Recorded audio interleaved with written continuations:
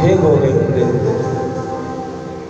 हे प्रभु, हे सर्वांतर्यामी, हे सर्वज्ञ, मेरे को कभी भूलना मत। भगवान ने छाती से लगा दिया सुदामा को और कहा, भैया सुदामा, जीवन में मनुष्य सब कुछ भूल सकता है, पर कभी अपने सहपाठी को, बचपन के मित्र को कभी नहीं भूल पाता है। लेकिन कृपा करना, कभी हमारे मथुरा में भी आना। विदा लेकर के भगवान रथ में बैठ करके और कृष्ण बलराम वापस मथुरा पधारे। लेकिन आने के बाद से मेरे गोविंद बड़े उदास से रहते हैं। महल की छत पर चले जाते हैं, अकेले घंटों एकांत में बैठे रहते हैं, वृंदावन की तरफ देख करके मुंह करके और बैठे रहते हैं घंटों। आज बैठे हुए थे, इधर वृंदावन से यमुना बहती हुई आई, उसके अंदर एक पीला कमल का फूल बहता हुआ आया। उस कमल को देख करके भगवान को वृंदावन की याद आ गई, राधा रानी का स्मरण हो आया। ऐसे भगवान निरंतर वृंदावन का चिंतन और स्मरण करते रहते। आज देवकी ने वसुदेव जी से कहा कि सारी सुख, सारा आनंद यशोदा को ही मिलना है क्या? मेरे के भाग्य में नहीं है क्या? मैं सेवा नहीं कर सकती क्या कृष्ण की? वसुदेव जी ने कहा, करो ना देवी, कौन मना करता है। आज देव की मैया ने अपने हाथों से कई प्रकार के व्यंजन बनाए, थाल सजाया, लेके चलने लगी तो मन में आया कि कन्हैया को माखन मिश्री बहुत प्यारा है, तो एक कटोरी में माखन और मिश्री रखे हो।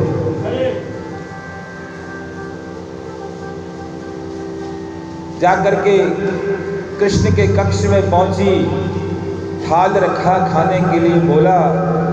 भगवान ने व्यंजन की तरफ देखा और जैसे ही माखन के ऊपर दृष्टि पड़ी तो मेरे गोविंद फपक फपक कर रोने पड़े, अश्रुओं के पधारे उनकी आंखों से निकल पड़े।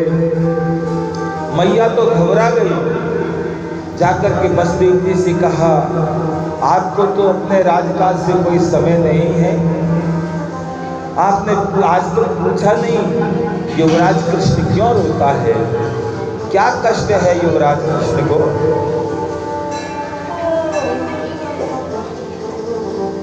वसुदेव जी ने कहा, देवी, बचपन में हमने खिलाया नहीं गोद के अंदर, उसकी आदतों का हमको पता नहीं है। पास में खड़े थे भगवान के मित्र उद्धव। उद्धव से कहा, बेटा उद्धव, तुम जाओ युवराज कृष्ण से पूछो कि उसको क्या दुख है, क्यों रोता है, वो क्या कष्ट है उसके लिए। उद्धव जी वहां से चले। इधर भगवान श्री कृष्ण मन के अंदर विचार करते हैं, ब्रजवासियों की याद कर करके रोते हैं। तो भाई इतनी याद आती है भगवान को अपने ब्रजवासियों की,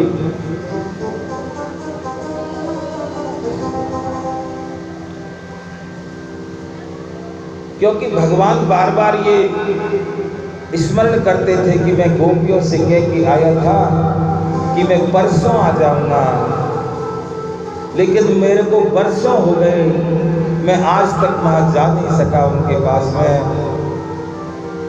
इसका भगवान को बहुत दुख है।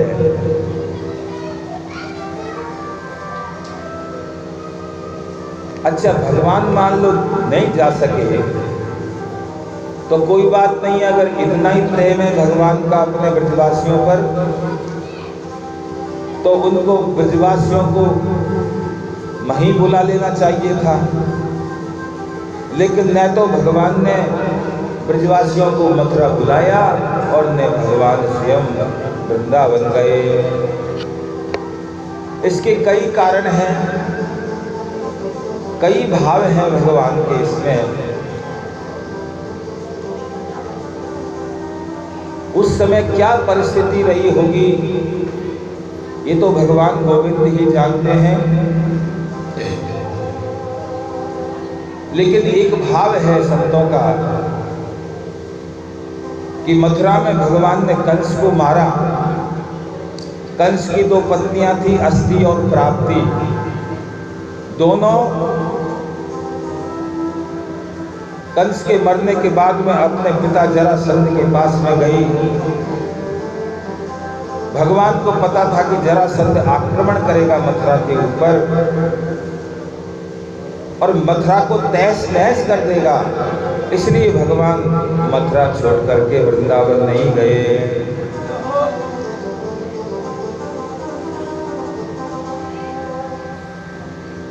अगर भगवान कहीं वृंदावन चले जाते तो जरासंध मथुरा को मिट्टी में मिला देता। इसलिए भगवान ने मथुरा रहना ज्यादा आवश्यक समझा।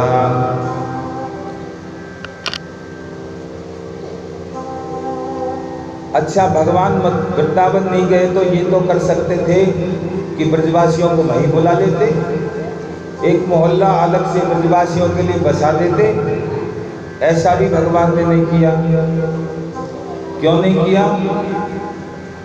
क्योंकि भगवान का मथुरा में अलग प्रभाव था और वृंदावन का अलग भाव है। मथुरा में भगवान ऐश्वर्य लीला करते हैं और वृंदावन में प्रेम लीला करते हैं। इसलिए भगवान का जो ब्रजवासियों के प्रति प्रेम है, जो गुप्त प्रेम है, वो प्रकट हो जाए, इस डर से भगवान ब्रजवासियों को मथुरा में नहीं बुलाए। एक भाव और था भगवान के मन में कि अगर मान लो जरासंध मथुरा में सफल नहीं हुआ तो फिर वो वृंदावन पर आक्रमण करेगा और वृंदावन को नष्ट कर देगा। क्योंकि शत्रु का एक ही लक्ष्य होता है कि अपने शत्रु को नुकसान पहुंचाना। उसके शत्रु को जिस बात से दुख होता हो बस वही उसका लक्ष्य होता है।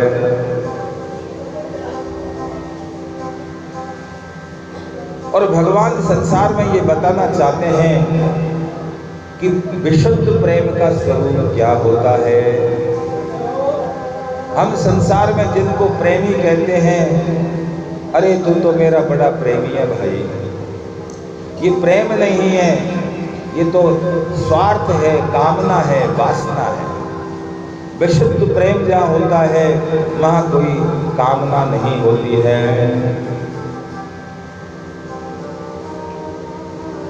तत्सुखे सुखित्वम, अगर किसी को प्रेम करना है किसी से तो ये सूत्र है, इसको समझो प्रेम क्या होता है। नारद भक्ति सूत्र में आया है, गुण रहितम कामना रहितम प्रतिक्षण वर्धमानम सूक्ष्मतर अनुभव रूपम प्रेमम। प्रेमी के सुख से ही सुखी होना, अपने लिए कुछ भी नहीं चाहना, एकमात्र हमारा प्रेमी कैसे सुखी रहे, बस यही हमारे मन के अंदर भावना हो। कामना रहितम, उसके अलावा कोई कामना नहीं हो। गुण रहितम, प्रेमी के गुणों पर भी दृष्टि नहीं, सिर्फ और सिर्फ प्रेम के ऊपर दृष्टि। प्रतिक्षण वर्तमानम, ऐसा नहीं कि सुबह उठे जब तो प्रेम बहुत ज्यादा बताया, दोपहर को थोड़ा और कम हो गया और रात को होते होते तो कोई मतलब ही नहीं रहा। जो विशुद्ध प्रेम है वो प्रतिक्षण बढ़ता है, प्रतिक्षण बढ़ता है। ऐसा प्रेम भगवान का ब्रजवासियों के प्रति था और ब्रजवासियों का भगवान के प्रति था।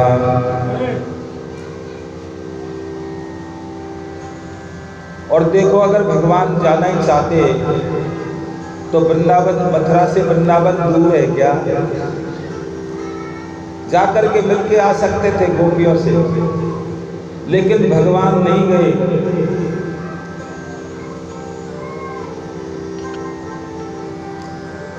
यही प्रेम का स्वरूप है। मेरे जाने से मेरी गोपियों को अगर कष्ट होता है तो भगवान नहीं गए। और गोपियां इतना प्रेम करती है तो वो आ जाती ना। जब दूध दही बेचने वो वृंदावन से मथुरा आती थी तो भगवान से मिलने क्यों नहीं आई? कभी नहीं आई गोपियां, क्योंकि गोपियों के मन में ये भाव था कि अगर हमारे जाने से हमारे प्राण प्यारे प्रीतम गोविंद के कुछ भी उनके दिनचर्या में, ऐश्वर्य में बाधा आए तो हम जीवन भर उनके विरह में तड़पते रहेंगे, लेकिन कभी कृष्ण से जाकर के मिलेंगे नहीं। त्वम सुखे सुखित्वम, उनके सुख में ही हमारा सुख है।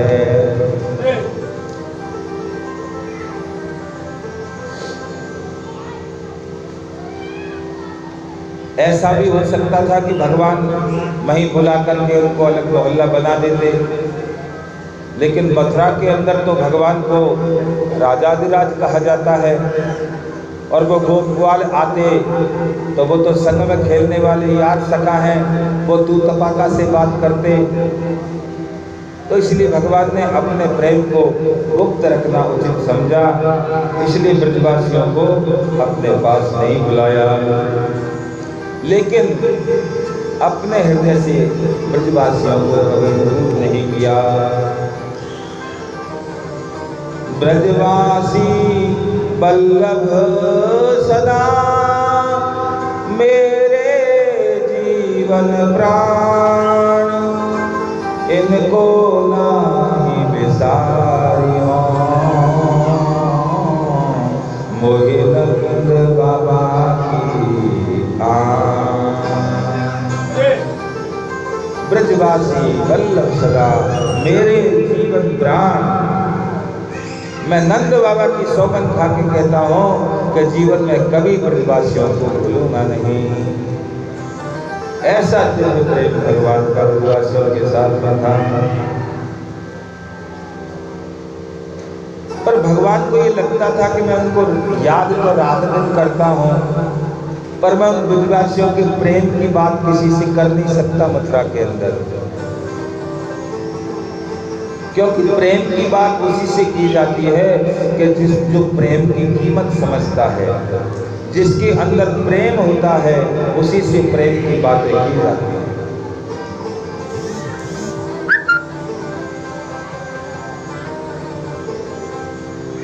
क्योंकि भगवत रसिक प्रेम की बातें रसिक बिना कोई समझ सके ना।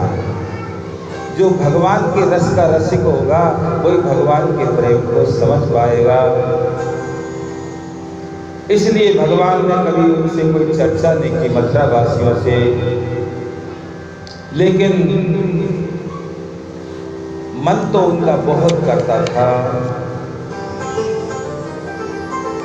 ऐसे मन में विचार कर रहे थे गोविंद कि वसुदेव जी के भेजे हुए उद्धव जी कक्ष में प्रवेश किए। उद्धव जी ने कहा, युवराज कृष्ण, क्या तुम्हारे मन के कुछ चल रहा है? मैं बहुत दिनों से देख रहा हूं तुम बड़े उदास रहते हो, घंटों छत पे एकांत में सूने सूने बैठे रहते हो। क्या तुम्हारे मन के अंदर है? मेरे से कहो। भगवान मन में विचार करने लगे कि ये मेरा मंत्री है, मेरा साथी है बचपन का,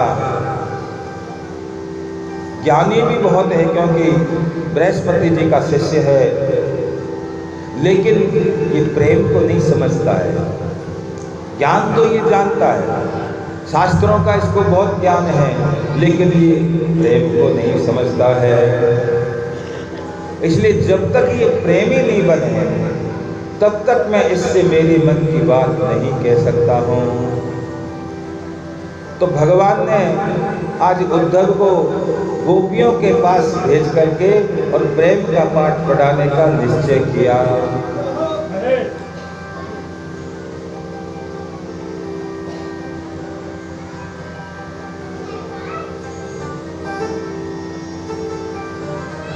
उद्धव को पास में बुलाया और बुला करके भगवान कहने लगे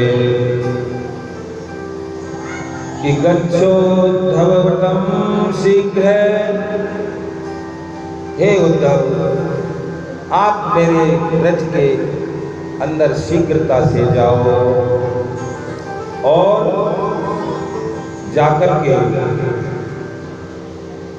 मेरे जो मित्र ब्रजवासी हैं, मित्रों नो प्रीतिमावह, वो मेरे से बहुत प्रेम करते हैं ब्रजवासी, इसलिए तुम जाओ मेरे ब्रज के अंदर। गोपीनां मद्वियोगानां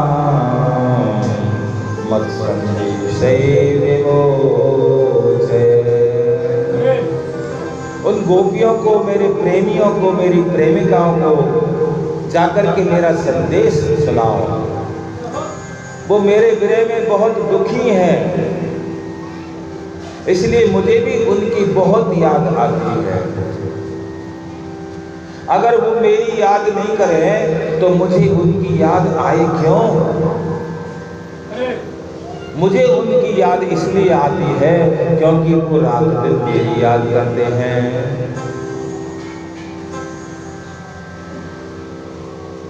उद्धव जी ने कहा, केशव, आपका मैं मंत्री हूँ, आपकी आज्ञा का पालन करना मेरा परम धर्म है। आप कह रहे हो तो मैं जरूर वृंदावन जाऊंगा, लेकिन मेरे पास बहुत समय नहीं है। मैं सुबह जाऊंगा और शाम को वापस आ जाऊंगा आपका संदेश कह करके। भगवान ने कहा, तुम जाओ तो सही, आने की बात तो फिर आओगे जब करेंगे, एक बार तुम ब्रज में चले जाओ। उद्धव जाने लगे। भगवान ने वापस बुलाया और कहा, उद्धव, ये मेरी काली कमरिया और ये मेरा मोर पंख लेकर के जाओ, क्योंकि मेरे ब्रजवासी तो उसी से बात करते हैं जिसका मेरे साथ में संबंध होता है, नहीं तो वो किसी से बात करना पसंद नहीं करते हैं।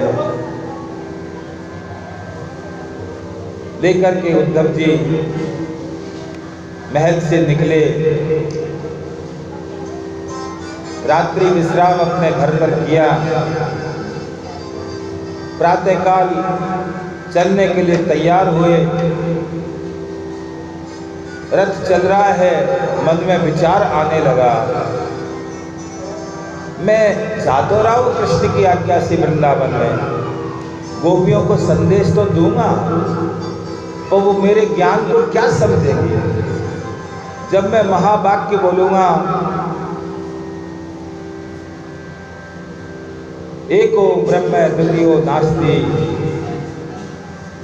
तत्त्वमसि प्रज्ञानम ब्रह्म है, और मैं जल्प अजल्प से उसकी व्याख्या करूँगा, तो वो ब्रजवासी बिना पढ़े लिखे गंवार, गाय चराने वाले जंगली, वो मेरे ज्ञान को क्या समझेंगे। फिर भी मुझे जाना तो है। ऐसे विचार करते करते सुबह चले और विचारों में इतने खो गए कि घोड़े बार बार खड़े हो जाते और उद्धव जी को कुछ भी होश नहीं रहता। ऐसे धीरे धीरे चलते चलते शाम हो गई। मथुरा की सीमा में प्रवेश किया। इधर वृंदावन के अंदर जब से भगवान मथुरा पधारे हैं, तब से गोप वालों का ये नियम है कि सब सुबह उठ करके वृंदावन और मथुरा की सीमा पर आकर के बैठ जाते हैं और रोज इंतजार दिन भर करते हैं कि आज कन्हैया आ रहे हो। आज कन्हैया आर्य होगा।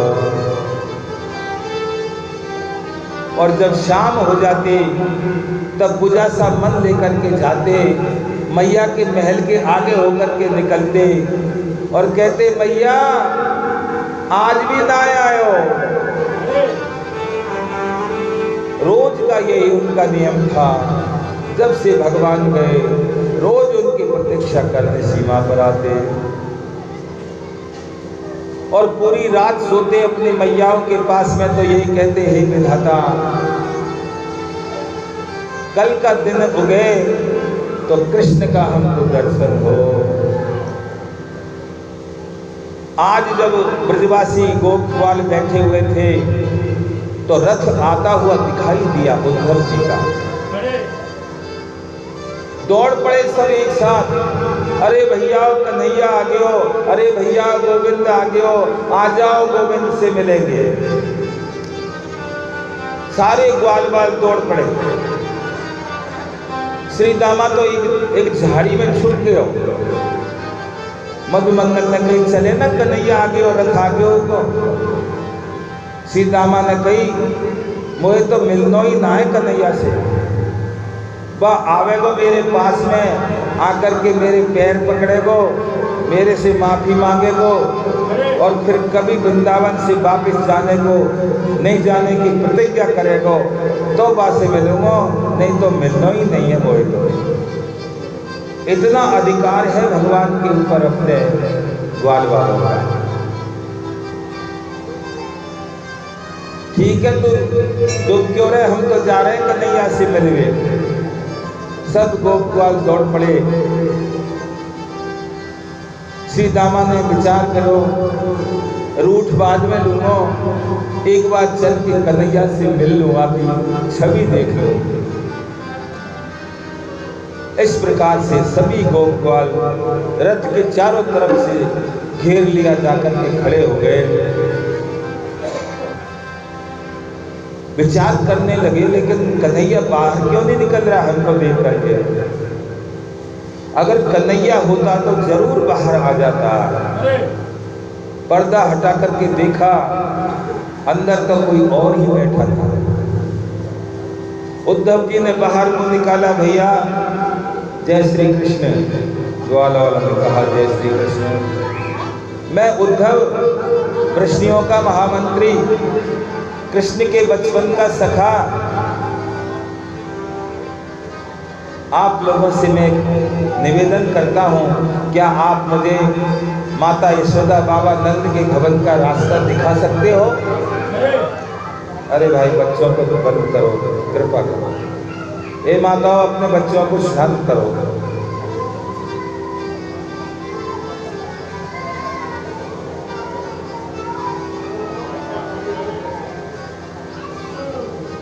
किन के बच्चे हैं ये नहीं उठ रही हो क्या? तो मैं से कथा बंद करूं क्या?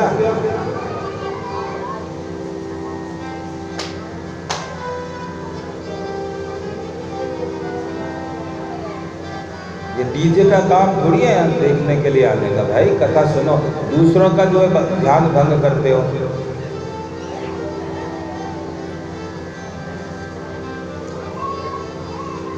मैं आपसे निवेदन करता हूँ, आप मुझे बाबा नंद माता यशोदा के भवन का रास्ता दिखा सकते हो? ग्वाल वालन ने कही रे भैया, ये सामने तेरे को जो पानी को नदी दिखाई दे रही है, ये कोई पानी की नदी नहीं है भैया,